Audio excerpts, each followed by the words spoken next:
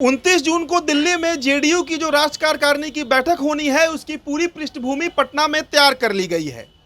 नीतीश कुमार कई तरह के फरमान पार्टी में दे रहे हैं, जिस पर औपचारिक मुहर जो है वो 29 जून को दिल्ली में लगा दिया जाएगा। सबसे पहली और बड़ी खबर आपको बता रहे हैं, अगर आपको लग रहा होगा या बीजेपी के कोई नेता इस बात को सोच रहे होंगे कि 2020 के फॉर्मूले पर 2025 का विधानसभा चुनाव बिहार में लड़ा जाएगा, तो इस मुगालते में आप मत रहिए।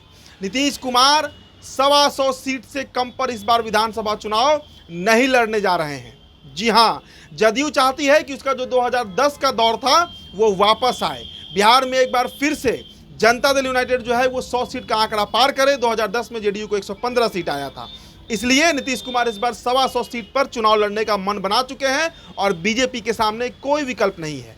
बीजेपी आज बहुत बार्गेन करने की स्थिति में नीतीश कुमार के सामने नहीं है, तो ऐसी स्थिति में बीजेपी को कॉम्प्रोमाइज़ करना होगा। लेकिन सवाल उठता है कि अगर 125 पर जदयू लड़ेगी तो उसके बाद बचेगा सीट 118। उस 118 में कैसे चिराग पासवान, उपेंद्र कुशवाहा, जीतन राम मांझी को बीजेपी सेट करेगी, ये सबसे बड़ा सवाल है। हालांकि ये नीतीश कुमार का टेंशन नहीं है, नीतीश कुमार ने जो मन बना लिया वो मन बना लिया है। इसके अलावा एक और बात पर काफ़ी चर्चा है पार्टी दफ्तर में, वो मुद्दा ये है कि आधुनिकीकरण करना है पार्टी का, मतलब जो नए टेक्नोलॉजी आए हैं। देखिए, नीतीश कुमार खुद को समाजवादी नेता बताते हैं, 70-80 के दशक के नेता बताते हैं। टेक्नोलॉजी को लेकर कई बार नीतीश कुमार की जो खींच है वो भी दिखी है अधिकारियों पर, उनके नेताओं पर।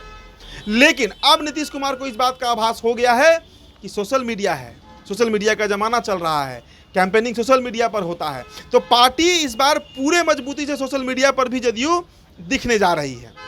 इसके अलावा एक और चर्चा पार्टी में हुई है कि बिहार को 10 जोन में बांटना है। 10 जोन का मतलब आप समझिए, जिस तरीके से तिरहुत प्रमंडल आप मान लीजिए, तिरहुत एक इलाका मान लीजिए, चंपारण मुजफ्फरपुर का इलाका, बज्जिका मान लीजिए, वैशाली हाजीपुर का इलाका, सारण मान लीजिए, गोपालगंज, छपरा और सिवान का इलाका, मिथिलांचल मान लीजिए आप दरभंगा, सीतामढ़ी, मधुबनी का इलाका, सीमांचल मान लीजिए कोसी का जो बेल्ट है, कटिहार, पूर्णिया, किशनगंज का इलाका, अंग प्रदेश मान लीजिए भागलपुर, बांका का इलाका, शाहबाद में 4 जिले आते हैं, 4 भोजपुर, बक्सर, रोहतास और कैमूर। इसी तरीके से मगध डिवीज़न में जहानाबाद, गया, नालंदा, ये सब इलाका आ जाएगा। तो इस तरीके से बिहार को 10 जोन में बांटना है। पार्टी मतलब अपने स्तर पर बांटेगी और 10 जोन में प्रभारियों को नियुक्त किया जाएगा। प्रभारी पार्टी के बड़े नेता होंगे और उनकी जिम्मेदारी तय की जाएगी। माइक्रो लेवल पर काम करना है, पंचायत स्तर तक पे जदयू को मजबूत करना है।